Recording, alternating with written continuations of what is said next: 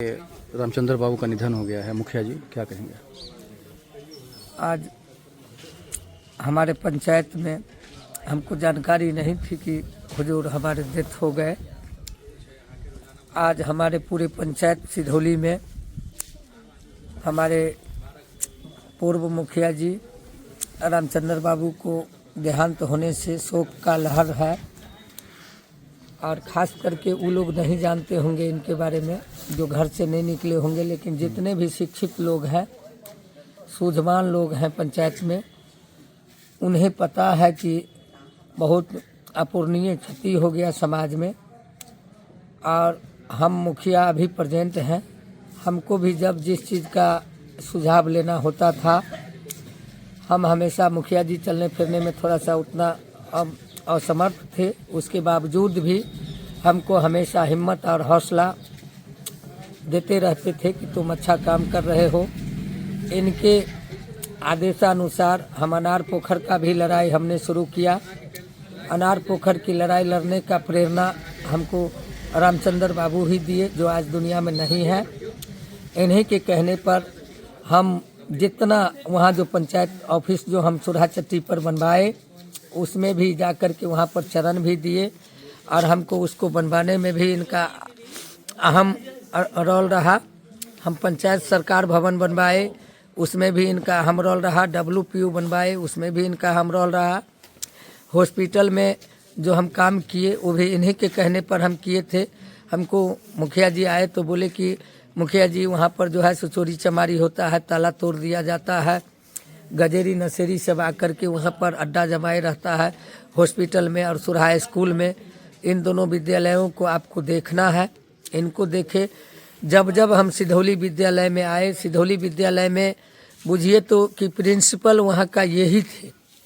सिधौली जो अभी +2 जो हमारा जो चल रहा है विद्यालय, जिसमें हम मुखिया है, हमको देखना चाहिए था, माननीय विधायक जी को देखना चाहिए था, या और जनप्रतिनिधि को, सांसद विधायक को देखना था।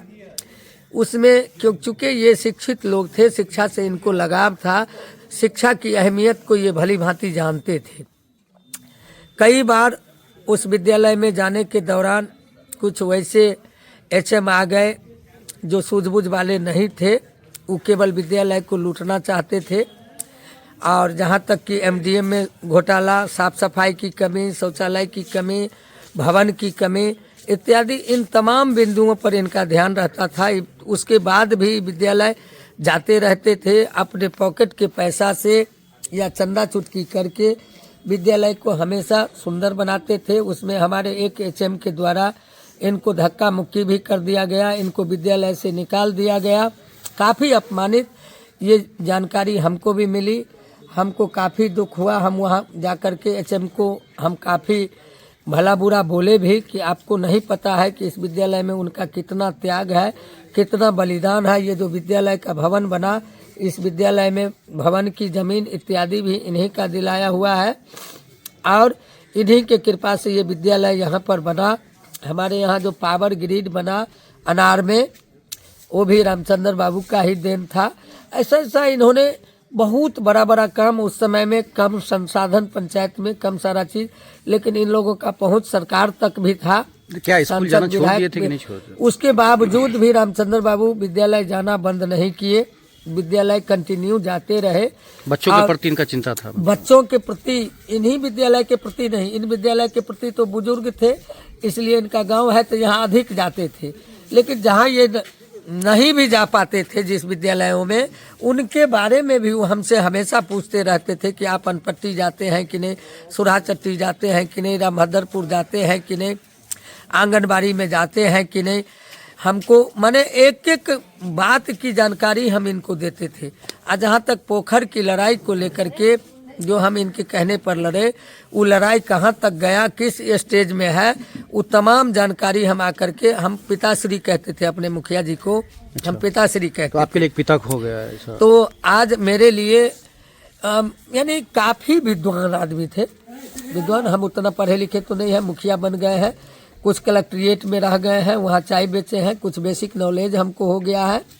लेकिन हम जो भी भारी काम करते थे जहाँ कहीं भी हमको बाधा उत्पन्न होता था, हमको समझ से बाहर होने लगता था, हम मुखिया जी के निकट आकर के जब भी चाहे रात में आए दिन में आए तुरंत मुखिया जी मेरे लिए चाय बनवाते थे। चाहे मेरे साथ 2 आदमी है 5 आदमी है समूह के लिए। शिवनाथ बाबू भी उनका जो पुत्र है उनको भी मैं हृदय से प्रणाम अर्पित करता हूँ, जो आज शिक्षक भी हैं और पत्रकार भी रहे हैं दोनों।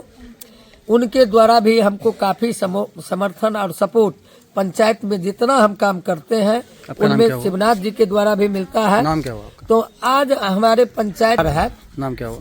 मेरा नाम नागेश्वर दास, मुखिया ग्राम पंचायत राज सिधौली, हायाघाट, दरभंगा।